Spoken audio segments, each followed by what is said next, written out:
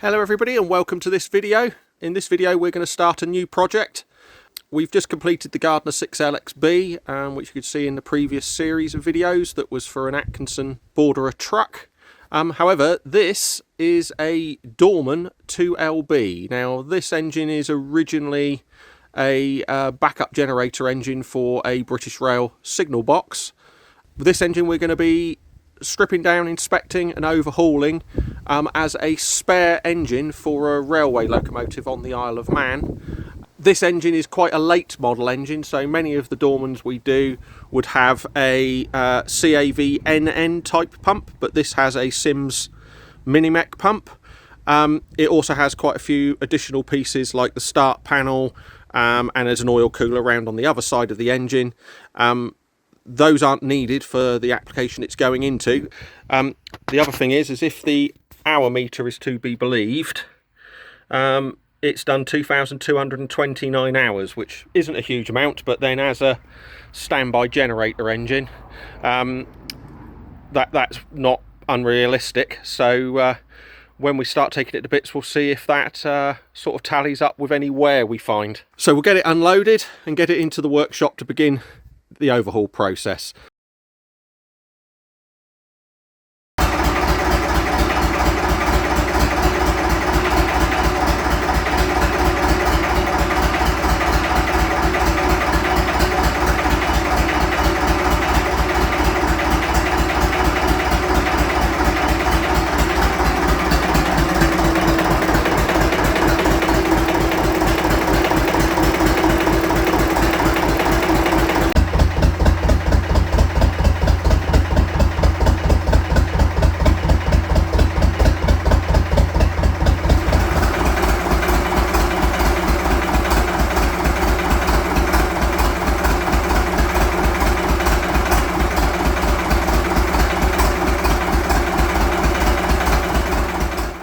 So we'll get started on the teardown of this engine. First thing we'll do is get rid of all of the sort of ancillary bits which aren't really needed, so like this here, and the old radiator mount here that's not needed. So we'll get rid of all of that before we start on the engine. So we've got off all the radiator mount. We've also taken a few bits of water pipe work off and the elbow off the exhaust. So before we can get the manifolds off, we need to get rid of this cooler.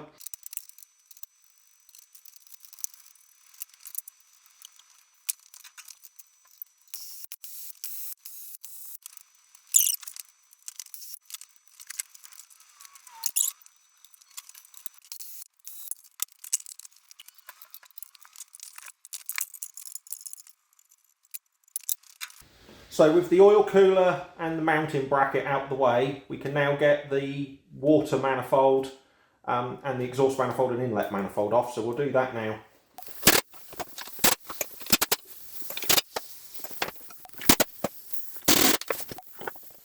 Bit of corrosion and muck inside, but nothing bad.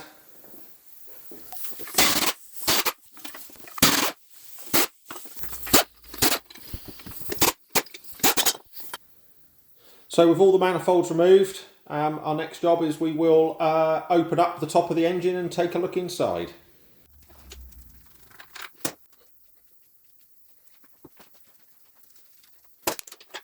So let's take a look inside, see what we've got. Oh, pretty clean inside. So that is not bad at all. It's nice and clean, no carbon deposits in the top of the cylinder head. So we'll move on with getting a few of the ancillary bits off the head so we can remove the cylinder head and see what the cylinders are like. Okay, so to get ready to take the cylinder head off, we're going to need to take both of these injector lines out, remove the injectors, take this fuel filter assembly off, and we'll strip the water outlet that's here off the end of the cylinder head. Once we've done that, we can unbolt the head from the top of the block and get it lifted off.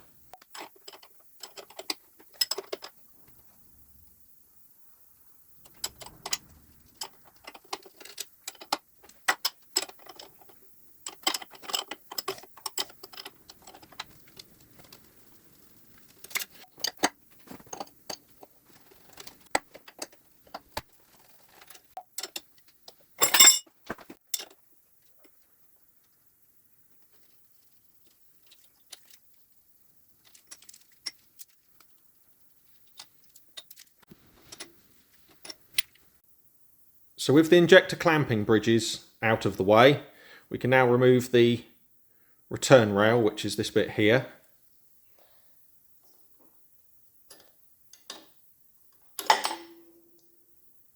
And with that out the way, we can now get the injectors out. Now, these can sometimes be quite a pain to remove.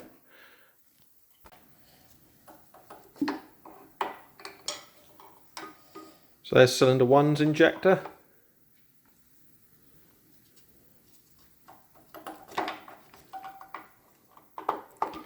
And cylinder 2's.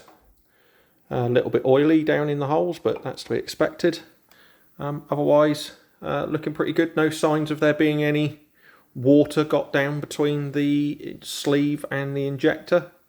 So we'll move on to removing the water outlet. So we've removed all the water pump off of this end of the engine. We've also removed the fuel filter assembly that was here, and taken the lifting eye off of this end of the cylinder head.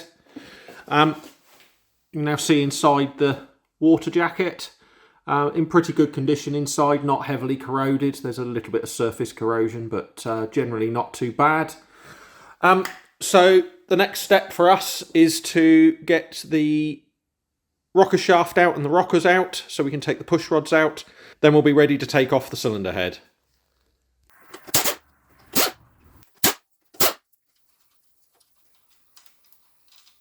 So we're just taking these end caps off. This one here has got the oil feed into it, which is fed up from the camshaft via an external pipe. With both of these off, we can push the rocker shaft out.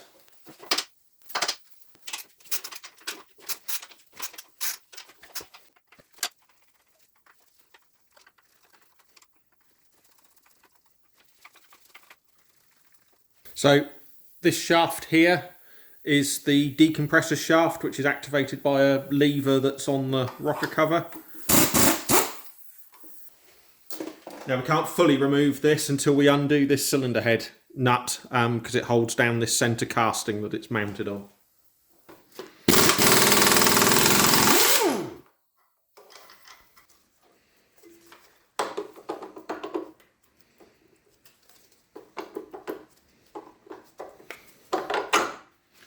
There we go, that is the decompressor shaft removed.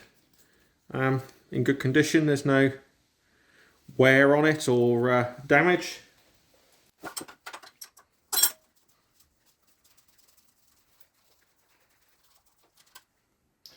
So that there is the locking screw for the rocker shaft. Without removing that, it won't come out. The next job is to push the rocker shaft out, and then we can take a look at the rocker arms and see what we're like for wear.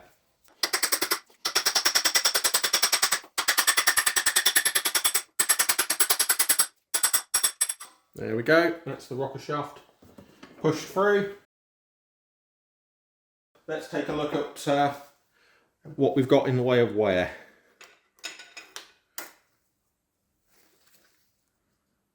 So, little tiny bit of polishing there. Can't actually feel an edge to it, but it is polished where it's been in contact with the top of the valve. And the same again on the top of the valve. There's a polished area, but no edges that you can feel. The inlet valve for this cylinder, the same. So very little wear, really. Let's have a look at this cylinder. Yeah, so this one's a bit more polished. I can just feel the edge of the polished area there, so there's a little bit more wear on that one.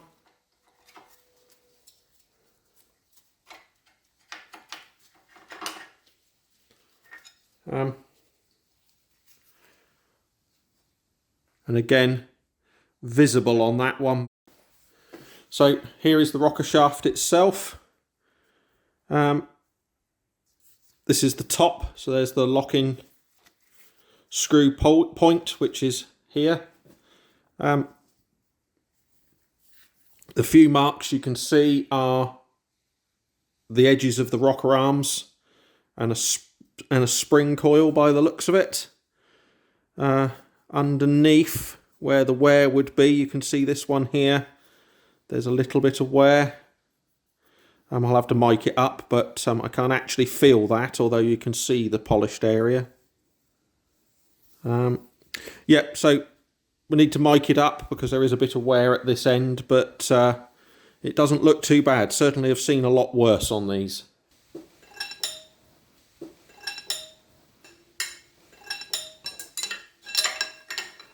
Okay, so it's now time to take the cylinder head off.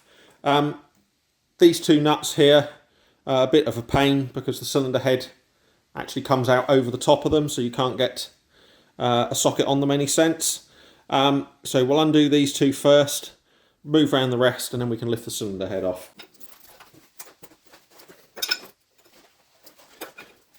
Oh, I thought the stud was going to come out with it as well then, because that was starting to turn, but it's stopped now and the nut is just coming undone.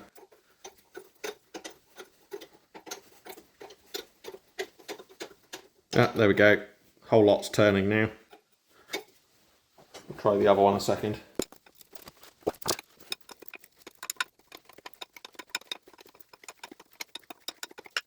Get the washer off in a second. Yeah, so that one's come out with the stud as well. These extension ones have got a lifting eye bolted to the top of them.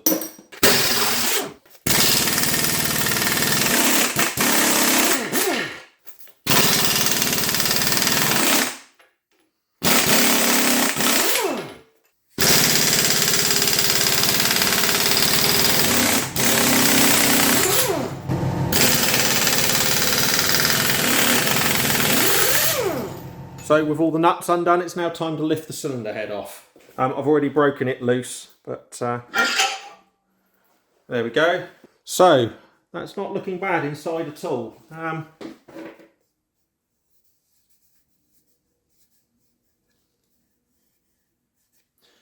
and clean the carbon up a little bit and see if see what we're like for wear.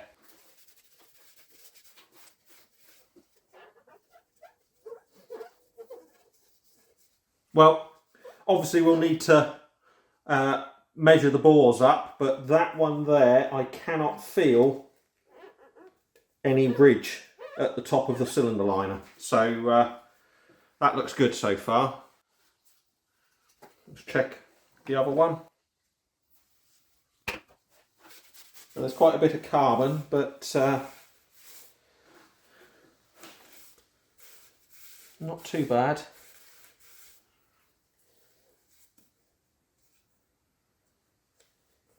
And again, the same on that one. So I think we'll need to get the mic out and check the bores, but they don't look bad so far. There's no scoring. You can still see the cross hatching. And there's no discernible ridge at the top that you can feel.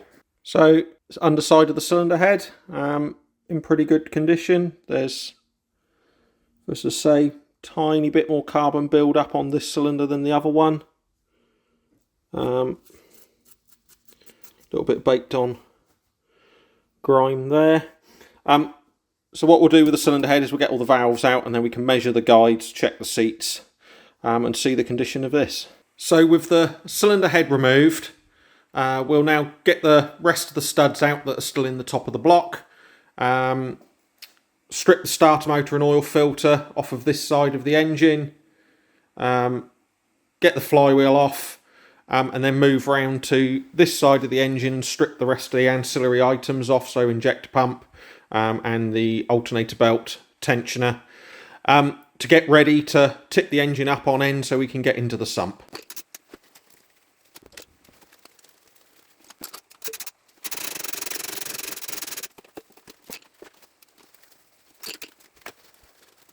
With the head studs all now removed, the next job's to take the starter motor off. Now, this is something that indicates that this is a later variant of the LB engines, is that it is a flange mounted starter motor.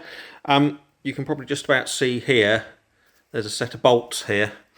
Now, normally LB engines have a cradle here and a cradle mounted starter motor, but later LC, LD, LE engines have a starter motor like this. Dorman then updated later LB engines to have the same bell housing as the later models of engine.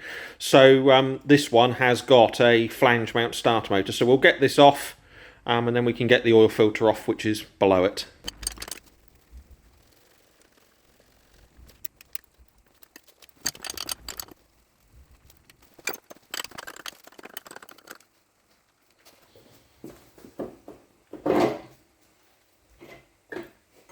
There we go, starter motor off.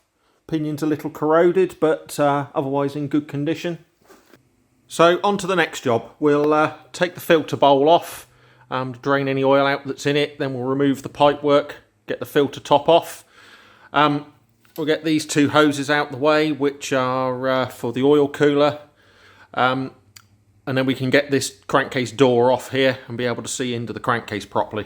Just to catch any oil that might leak out, we've just put a bucket underneath it.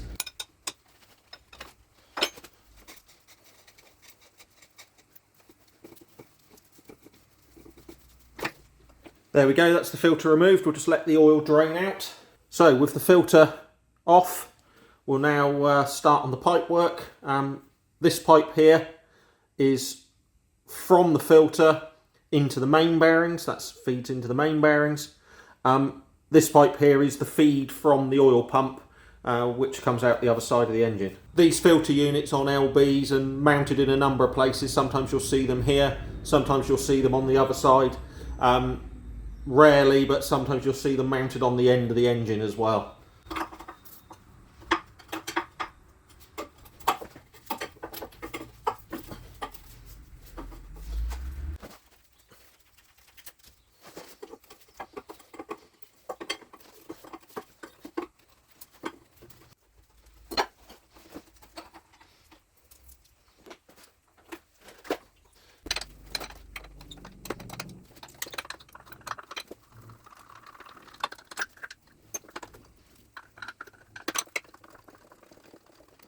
There we go, that's the filter head removed.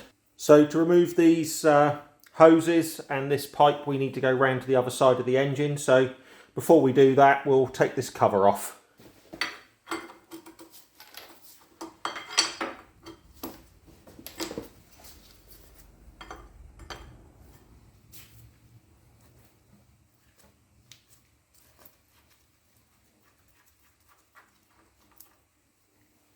So I'll undo these couple of slotted screws first. They're loose. I was expecting that to be quite a bit tighter, but anyway.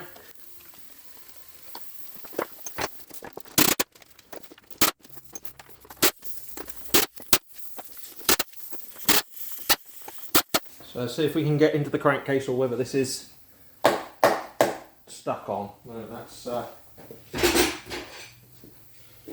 quite well stuck by the looks of it.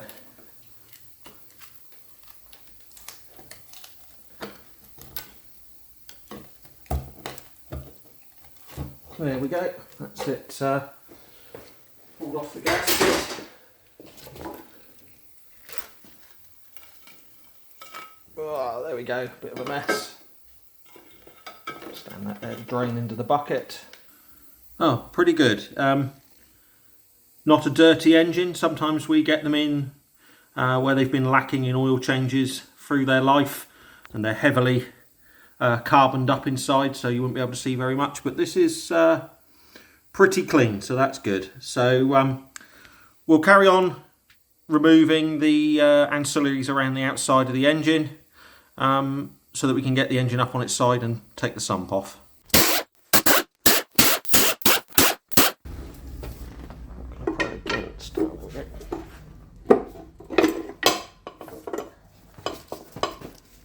Now this piece isn't needed, so this will be going in the scrap.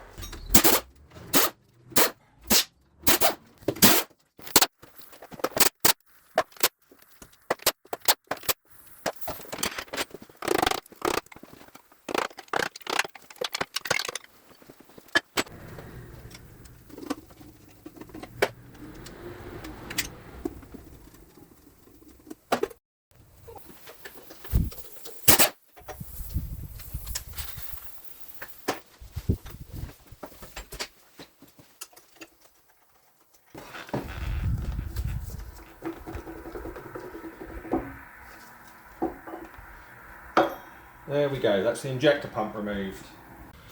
So with the injector pump out the way, the next job is to remove the engine half of the drive coupling for the injector pump. With that gone, we can then get at the fasteners that hold this casing onto the engine. So we'll do that now.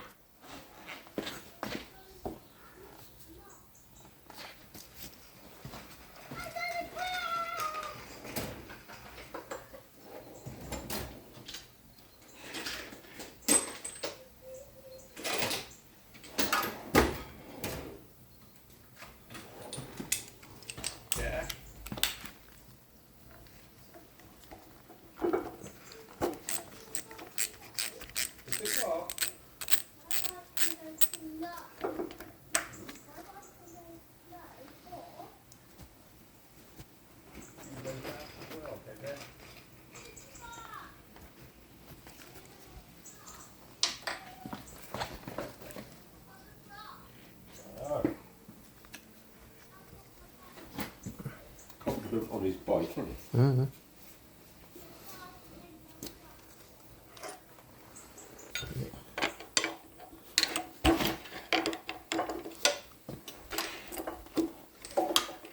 There we go, that's the drive coupling for the injector pump removed. So the ones at the back here are a bit fun to get to, so use a universal joint on these.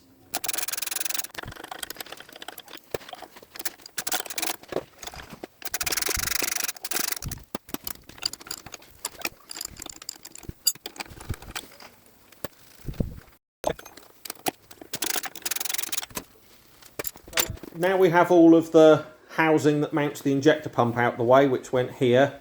You can see we've also taken the drive shaft and the gear out.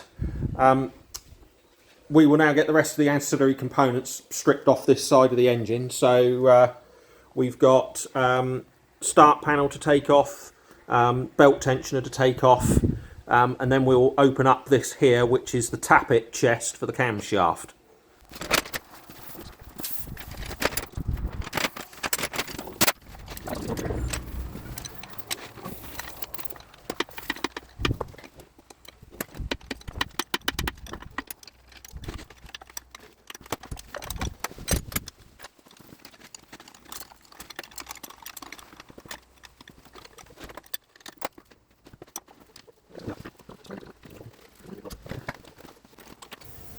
So with the control panel out the way, and we've removed the oil cooler hoses and the feed to the oil filter, and we can now take this off, which is the oil pressure relief valve housing. So we'll get this off, but we're going to start by removing these two unions.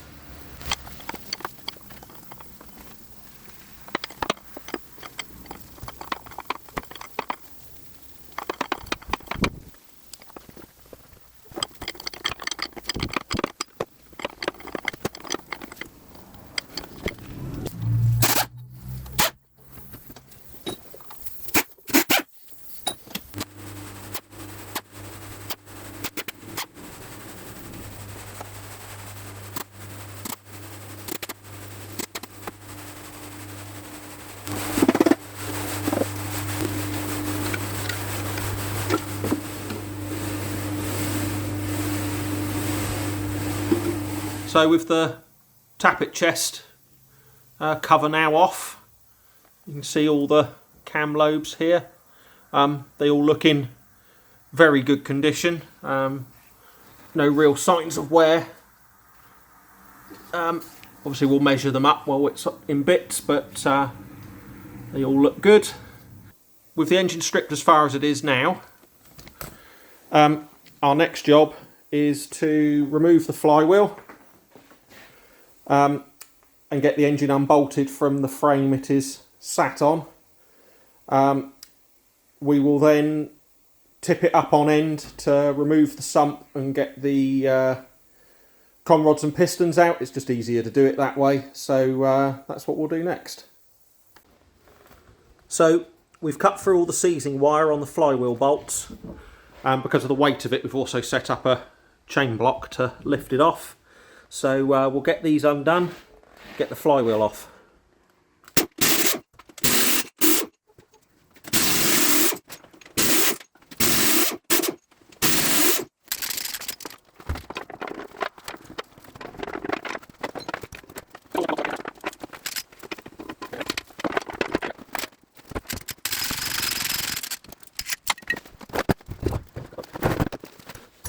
So with the flywheel off, next job is to stand the engine up on end so we can remove the sump.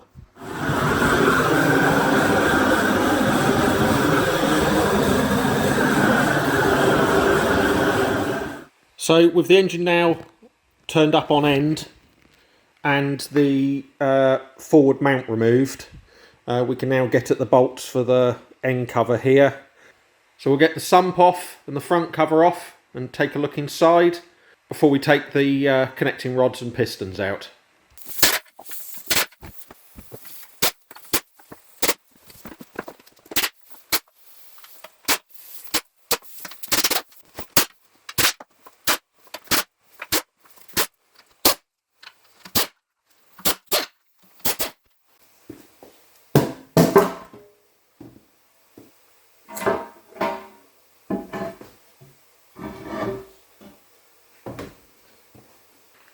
So here we have our first look inside with the sump off.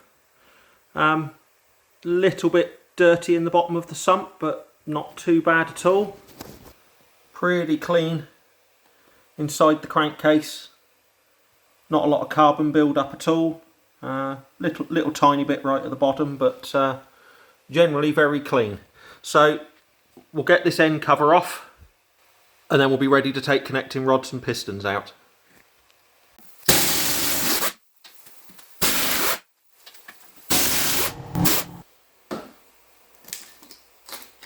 There we go, that's the end cover off. So with the sump and end cover out the way, we'll get all of this oil pipe work off. It'll just give us better access to the big ends. So we'll get all of this pipe work off and then take the rods and pistons out.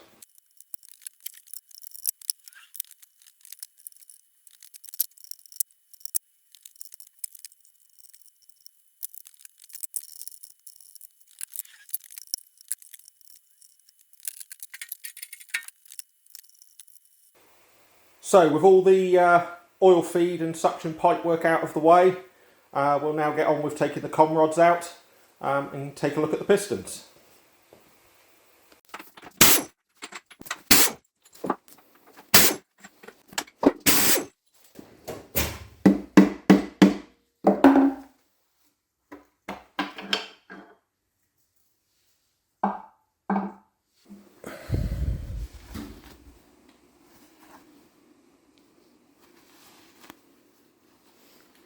So this is the lower cap from cylinder 2. Everything you can see there. A few ever so light marks, but otherwise in very good condition.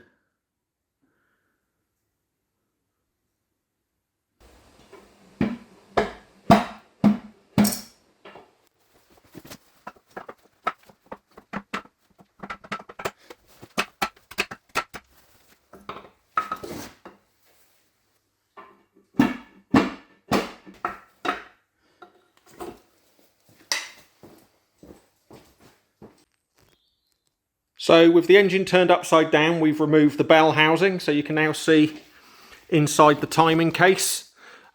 There's a gear that fits over these pegs that's on the crankshaft, but we've already taken that off. So we're now ready to remove the oil pump and get the crankshaft out the engine, so let's get the main bearings undone.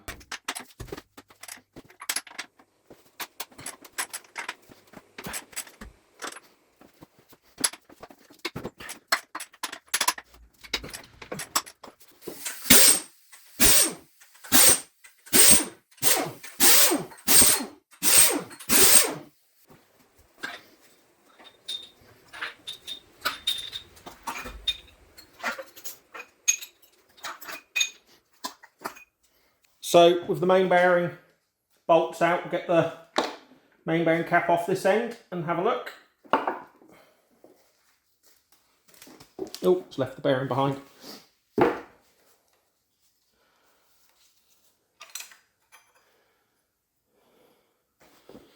There we go.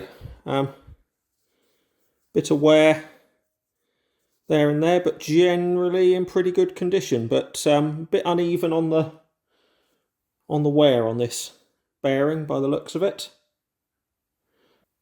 I don't know if you can see the number there, but the bearing is standard size, so this has never been reground before. So centre main, few little marks, but generally in good condition. You can see there's been a bit of debris in here. Right, so we'll take the front end main bearing out. Now this one is what locates the end float on the crank, so we can have a look at the thrust bearings as well. There we go. So there's the thrust bearing on one side and the thrust bearing on the other. In general, all in pretty good order. So we'll lift the crank out now.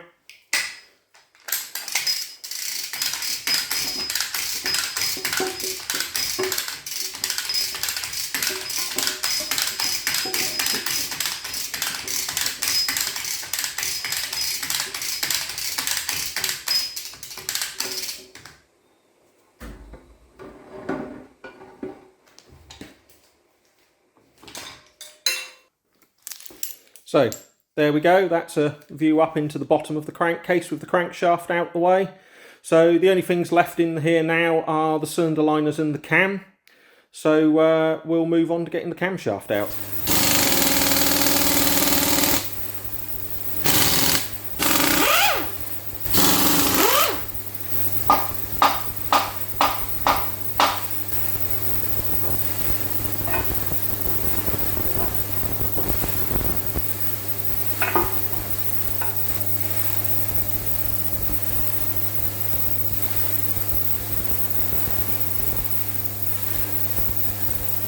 So with the exception of removing the cylinder liners, that is the engine fully stripped. We've not found anything concerning. I think with a good service in the injectors looking at, the engine would have been absolutely fine without being dismantled.